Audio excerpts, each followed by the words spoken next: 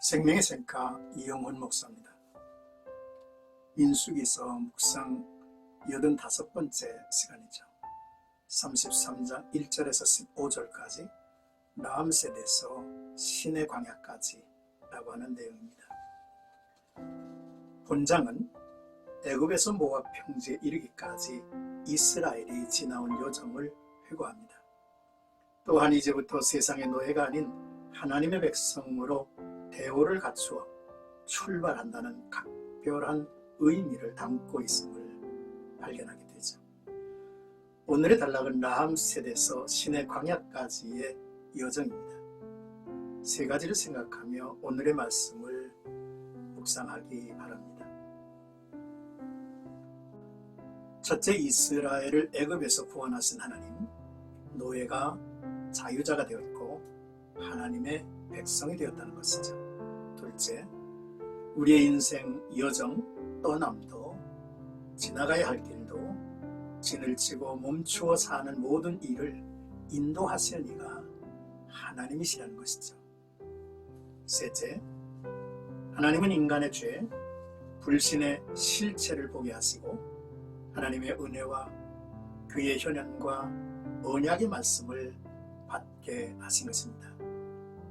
이같이 세 가지 사실을 생각하면서 오늘의 본문 말씀을 주목하시기를 바랍니다. 먼저 1절에서 4절입니다. 애굽을 떠난 이스라엘의 노정이죠. 모세가 여호와의 명령대로 그 노정을 따라 그들이 행진한 것을 기록하였으니라고 했습니다.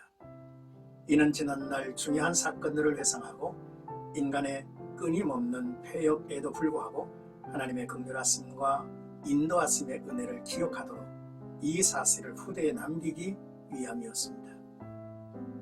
출애굽은 하나님 군대의 행진이죠. 400년 가까이 노예 생활에 시달린 이스라엘이 명실공히 행군의 대오를 갖춘 것입니다.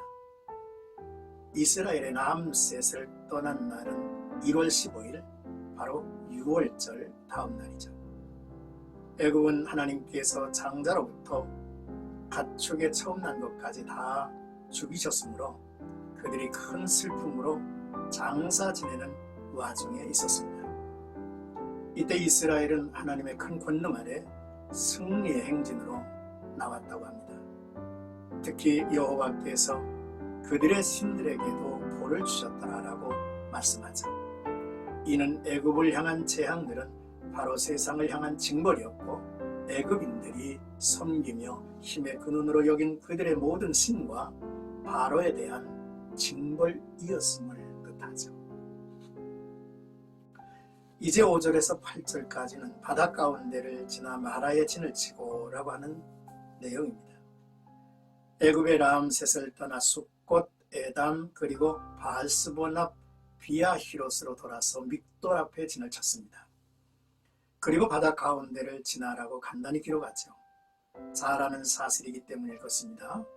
출애굽기 14장을 보면 앞에는 홍해가 가로막고 좌우로는 산이 가로막고 뒤에는 애굽의 모든 병거 군대가 추격해 올 때 이스라엘은 절체절명의 순간을 맞이했습니다. 사방이 막혀 아무것도 할 수 없는 때에 모세는 잠잠히 여호와께서 하시는 일을 보라 라고 했죠. 그리고 이전에도 없고 이후에도 없을 큰 기적이 일어났습니다.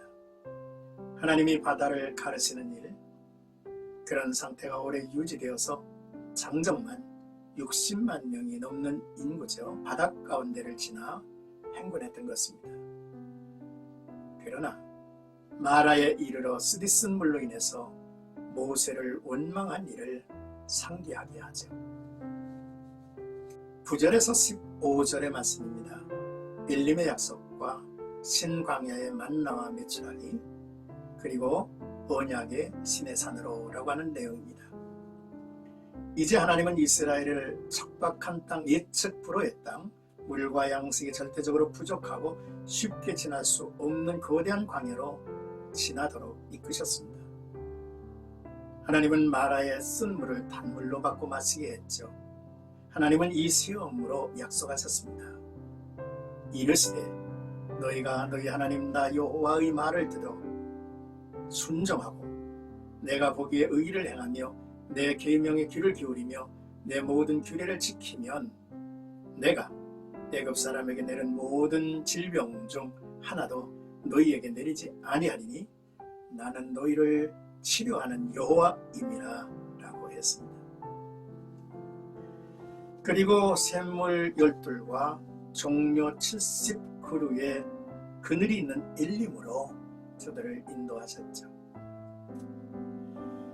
또 이어서 여호와 하나님은 엘림을 떠나 홍해가를 거쳐 신광야 독과 알로스 르비딤으로 인도하셨습니다. 2월 15일 엘림과 시내산 사이 신광야에 이르렀는데 모세와 아론을 이스라엘이 또 원망하죠. 우리가 애굽 땅에서 고기 까마 곁에 앉아있던 때와 떡을 배불리 먹던 때에 여호와의 손에 죽었더라면 좋았을 것을 너희가 이 광야로 우리를 인도해내어 온 회중이 죽여 죽게 하는도다 했을 때에 만나와 메추라기를 저들에게 쏟아부어 주었습니다. 이스라엘이 르비딤에 이르렀을 때입니다. 마실 물을 얻을 수가 없었습니다. 하나님은 또 한 번 그들을 마실 물로 시험을 했죠. 이스라엘은 여전히 그곳에서도 모세와 다투며 당신이 어찌하여 우리를 애굽에서 인도해내어서 우리와 우리 자녀와 우리의 가축이 목말라 죽게 하느냐 했습니다. 울부짖음과 원망을 반복하죠. 하나님은 호렙산 반석에서 나오는 물을 마시게 했습니다. 그리고 이스라엘의 행정체제를 수립하게 했죠. 이처럼 이스라엘의 불신앙은 반복되었지만 하나님의 사랑 의지는 꺾이지 않았습니다. 이들이 르비딤을 떠나 3월 15일 시내 광야에 진을 치게 하셨죠. 하나님은 이스라엘이 하나님을 시험하고 반복해서 원망하지만 시내 광야에서 하나님의 현현을 보게 하시고 십계명과 각종 규례를 주신 것이죠.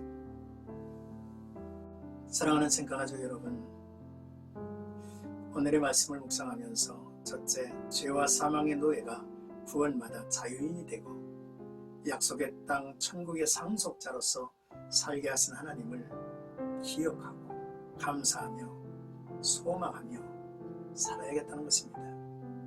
둘째, 우리의 인생 여정 또 남도 지나가야 할 길도 진을 치고 멈춰 사는 모든 일을 인도하시는 하나님을 철저히 의뢰하고 의지하자는 거죠.